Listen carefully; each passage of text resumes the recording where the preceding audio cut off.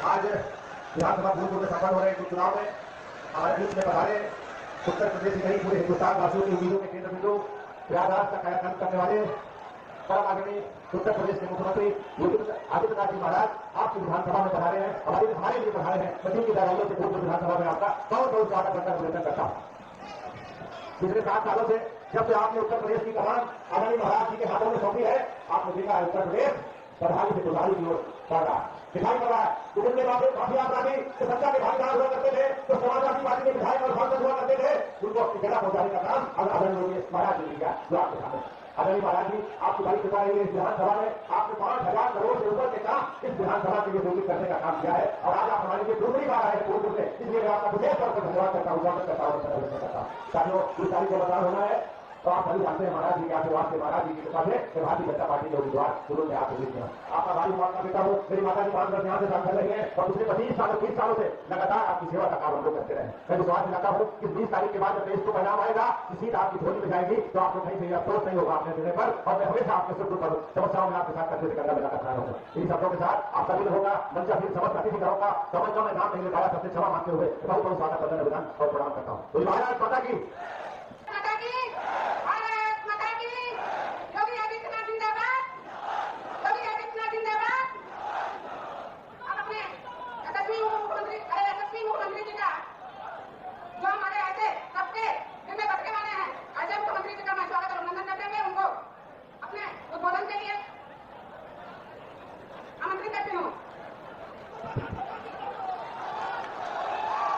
भारत माता की, भारत माता की, भारत माता की, गंगे मैया की, गंगे मैया की, यमुना मैया की, यमुना मैया की, शीतला माता की, शीतला माता की, बेड़ी माधव भगवान की, बेड़ी माधव भगवान की, प्रयागराज भगवान की। जय श्री राम, जय जय श्री राम। नमः पार्वती पतिये हर हर। मंच पर उपस्थित उत्तर प्रदेश सरकार में मंत्रिमंडल के मेरे वरिष्ठ सहयोगी श्री राकेश सचान जी, प्रदेश सरकार के औद्योगिक विकास के मंत्री श्री नंदगोपाल गुप्ता नंदी जी, प्रदेश सरकार के परिवहन मंत्री श्री दयाशंकर सिंह जी, प्रदेश सरकार के युवा और खेल कल्याण खेल विभाग के मंत्री श्री गिरीश चंद्र यादव जी, माननीय सांसद श्री प्रवीण पटेल जी, भारतीय जनता पार्टी के प्रदेश के उपाध्यक्ष श्री प्रियंबा त्रिपाठी जी, जिला प्रभारी श्री उत्तम मौर्य जी, जिलाध्यक्ष श्रीमती कविता पटेल जी, पूर्व सांसद प्रोफेसर रीता बहुगुणा जोशी जी, पूर्व सांसद श्रीमती केसरी देवी पटेल जी, पूर्व सांसद श्री विनोद सोनकर जी, हमारे माननीय विधायक श्री गुरु प्रसाद मौर्य जी, विधायक और पूर्व मंत्री श्री सिद्धार्थनाथ सिंह जी, हर्षवर्धन वाजपेयी जी, सुरेंद्र चौधरी जी, केपी श्रीवास्तव जी, वाचस्पति जी, पीयूष रंजन निषाद जी, महापौर गणेश केसरवानी जी, जिला पंचायत अध्यक्ष डॉक्टर वीके सिंह जी, पूर्व विधायक श्री उदयभान करवरिया जी, श्रीमती निर्मला पासवान जी और भारी संख्या में प्रयागराज के फूलपुर में भारतीय जनता पार्टी, अपना दल, निषाद पार्टी और स्वतंत्र राजभर पार्टी के प्रत्याशी श्री दीपक पटेल को अपना आशीर्वाद प्रदान करने के लिए उपस्थित मेरे सभी बहनों और भाइयों, प्रयागराज की इस पावन धरा को मैं नमन करते हुए आप सभी का अभिवादन करता हूं, आपका अभिनंदन करता हूं। बहनों और भाइयों, मुझे आधे घंटे पहले आना था। कल मैं वाराणसी में देव दीपावली के कार्यक्रम में था। देश के महामहिम उपराष्ट्रपति जी आज वहां पर उपस्थित थे। देवताओं की दीपावली हमारी काशी में कैसे होती है दुनिया ने देखा, और लाखों की संख्या में देश और दुनिया के श्रद्धालुजन पर्यटक कल काशी में आए थे। और मैं प्रयागराज के विधानसभा क्षेत्र में आने के लिए समय पे हम लोग चलते, लेकिन कल रात्रि में एक दुखद घटना झांसी में घटित हुई। झांसी रानी लक्ष्मीबाई मेडिकल कॉलेज में छोटे बच्चों के एक नवजात शिशु का जो वार्ड होता है, जो कम वेट के बच्चे होते हैं, समय के पहले जो बच्चे पैदा हो जाते हैं, जिन बच्चों में गंभीर बीमारी हो जाती है, नवजात शिशु होते हैं, उन बच्चों का जो वार्ड था उसमें अचानक शॉर्ट सर्किट से आग लगने के कारण वहां पर एक दर्दनाक घटना घटित हो गई थी। 10 मासूम बच्चे उस अग्निकांड की चपेट में आ गए थे।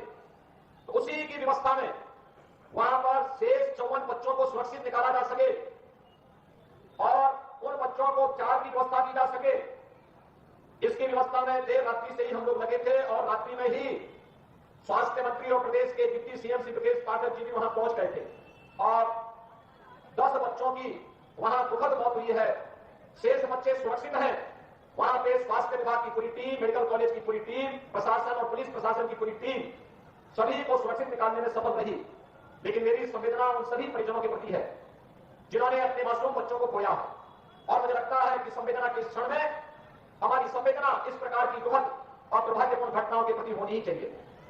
बहनों और भाइयों, इसे चाहते हुए भी व्यवस्था में लगे होने के कारण समय से मैं आपके बीच में यहां पर नहीं आ पाया। आपने जो उत्साह यहां पर दिखाया है, फूलपुर में फिर से कमल का फूल खिलना है, इसके लिए जो आपका ये संकल्प है, उसी के लिए मैं आपके पास आया हूं कहने के लिए। बहनों और भाइयों, आज जो कुछ भी आपको परिवर्तन दिखता है देश में और प्रदेश में, ये प्रधानमंत्री मोदी जी के नेतृत्व में, उनके यशस्वी मार्गदर्शन में ही संभव हो पा रहा है। चाहे मेडिकल कॉलेज की स्थापना के कार्य हो, चाहे वह देव दीपावली का भव्य कार्यक्रम काशी का रहा हो, चाहे वह दीपोत्सव का भव्य आयोजन अयोध्या धाम का हो, चाहे वह गंगा एक्सप्रेसवे को मेरठ से प्रयागराज से जोड़ने का हो, चाहे वह 2025 का भव्य और दिव्य कुंभ का हो, ये केवल और केवल डबल इंजन की भाजपा की सरकार कर सकती है। समाजवादी पार्टी का कोसों दूर तक इससे कोई रिश्ता नहीं है। बहनों भाइयों, इनको विकास से कौन मतलब है? इनको युवाओं से कौन मतलब रह गया? इनको किसानों से कौन मतलब रह गया? इनको व्यापारियों से मतलब नहीं, इनको विकास से मतलब नहीं। इनका तो एक ही सिद्धांत है कि सबका साथ और सेठरी परिवार का विकास। उससे ऊपर ये सोच भी नहीं सकते, उससे ऊपर इनकी सोच है भी नहीं। याद करिए, हमने पहले दिन कहा था उत्तर प्रदेश के अंदर, उत्तर प्रदेश की धरती को दंगा मुक्त बनाएंगे। उत्तर प्रदेश की धरती में कोई भी माफिया हो, वह खनन माफिया हो, वह नगर माफिया हो, वह वन माफिया हो, वह पशु माफिया हो, उससे सख्ती से निपटेंगे। और बहनों और भाइयों, आपने देखा होगा समाजवादी पार्टी को इससे पीड़ा होती है।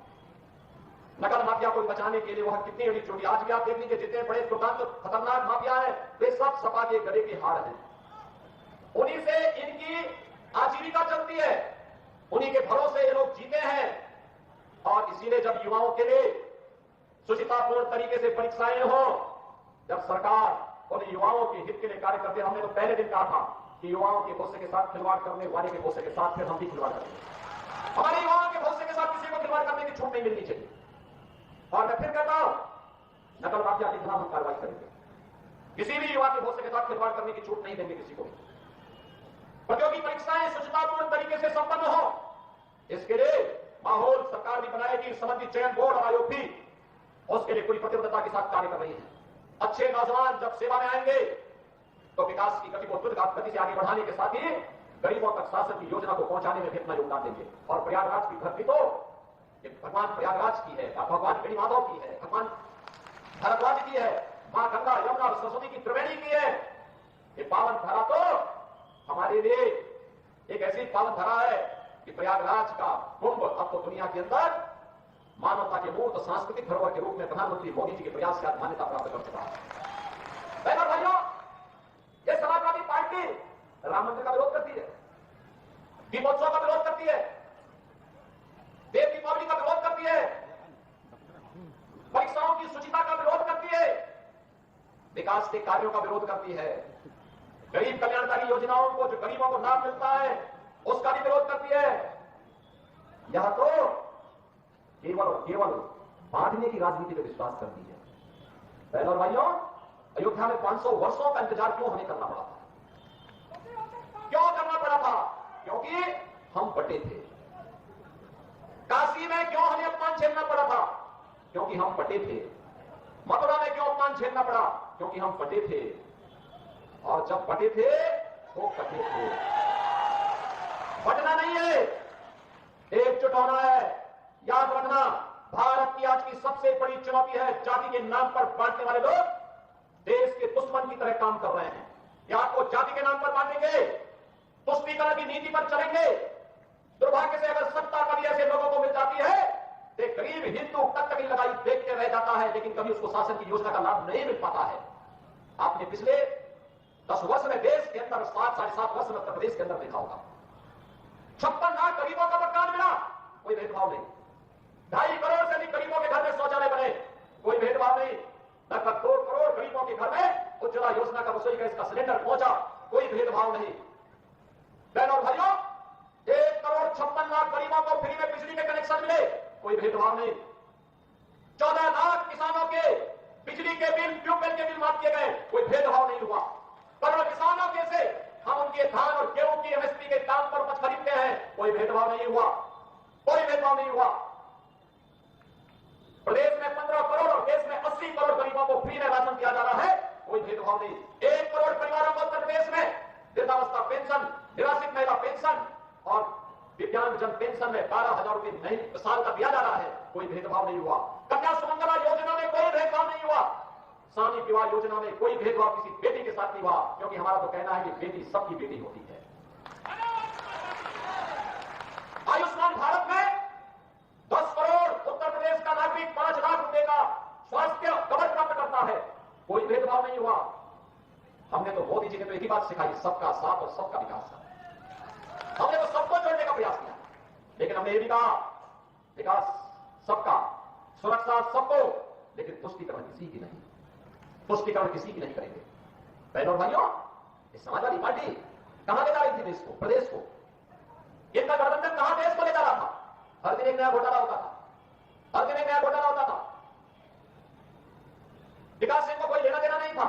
ये जो गंगा एक्सप्रेस से बनने जा रही है, प्रयागराज को जोड़ेगी पश्चिमी उत्तर प्रदेश से, मात्र 6 से 7 घंटे में प्रयागराज से आप मेरठ पहुंच जाएंगे और वहां से 45 मिनट में दिल्ली पहुंच जाएंगे। कितनी बेहतर कनेक्टिविटी हो गई। और इसीलिए बहनों भाइयों, मैं आप सबसे कहने के लिए आया हूं, ये समाजवादी पार्टी आपको गुमराह करेगी। इनके तमाम ऐसे लोग घूमेंगे, सोशल मीडिया प्लेटफॉर्म में आपस में लड़ाने का कार्य करेंगे। हमें इतिहास से सबक सीखना है। और मैं इसीलिए कहने के लिए आया हूं कि प्रदेश सरकार ने जो आपसे कहा था, आप याद करिए, इसी मंच पर श्रीमती जयापाल भी है, पूजा पाल भी है। क्या हुआ था इन लोगों के साथ? किस प्रकार का अत्याचार हुआ था? कोई पूछने वाला था? कृष्णानंद राय भारतीय जनता पार्टी के विधायक थे, क्या हुआ था उनके साथ? कृष्णानंद राय के साथ रमेश यादव भी थे, रमेश पटेल भी थे, 7 अन्य लोग थे, सबकी निर्मम हत्या कर दी गई। इस समाजवादी पार्टी से जुड़े हुए माफिया, स्वतंत्र माफिया निर्दोष सिंहों की हत्या भी करते थे और फिर संपत्तियों पर भी कब्जा करते थे, व्यापारियों का अपहरण करते थे, बेटी की सुरक्षा में सेंध लगाते थे, धार्मिक स्थलों पर कब्जा करते थे और फिर पर्व और त्योहारों में व्यवधान डाल करके अशांति पैदा करते थे। आज तो मैं कह सकता हूं, हमारे उत्तर प्रदेश में न कर्फ्यू है न दंगा है, उत्तर प्रदेश में सब चंगा है, उत्तर प्रदेश में सार्वभौम शांति है। और इसलिए बहनों और भाइयों, मैं आपसे कहने के लिए आया, आप सबसे मैं ये विनती करने के लिए आया, भाजपा के लिए चुनाव एक मिशन है, सेवा का, सेवा का एक मिशन है। समाजवादी पार्टी, बहुजन समाजवादी पार्टी के लिए चुनाव एक व्यवसाय है, अपने कारनामों को अंजाम देने का, जनता को शोषण करने का, अराजकता फैलाने का सर्टिफिकेट प्राप्त करने का। इनको अराजकता पैदा करने, भ्रष्टाचार पैदा करने, गुंडागर्दी फैलाने, कर्फ्यू लगाने, दंगा कराने, लूट खसोट करने का सर्टिफिकेट हमें नहीं देना चाहिए, पता ही नहीं देना चाहिए। इनकी जमानतें जब्त होनी चाहिए। और यही कहने के लिए आज आपके पास आया। भारतीय जनता पार्टी, अपना दल, विशाखाज पार्टी, हमारे जितने भी सहयोगी दल हैं, इन सबने श्री दीपक पटेल को प्रत्याशी बनाकर आपके बीच उतारा। बहनों भाइयों, तो एक अनुभवी और कर्मठ कार्यकर्ता, अनुभवी है, कार्य करने का अनुभव है और साथ साथ जूझने का भी एक सामर्थ्य है। विकास के लिए जो भी आप विकास आपके फूलपुर में पहुंचेगा, फूलपुर में आएगा। उसके लिए फूलपुर वासियों को फिर घर कर जाने की आवश्यकता नहीं पड़ेगी। अच्छे लोग चुनेंगे और विकास आपके द्वार तक लेके आ जाएगा। और इसीलिए मैं आपसे कहने के लिए आया हूं, 20 तारीख को जो चुनाव होने जा रहे हैं, इस चुनाव में से दीपक पटेल जी को कमल चुनाव चिन्ह पर भारी बहुमत से विजयी बना के भेजेंगे। फूलपुर में थोड़ा दोनों हाथ करके आशीर्वाद देकर के बताओ, मुझे आश्वस्त करो, आप सभी लोग आशीर्वाद देंगे? सभी लोग सहमत हैं? सभी लोग सहमत हैं? तो फिर मेरे साथ बोलेंगे, भारत माता की, भारत माता की, भारत माता की जय श्री राम।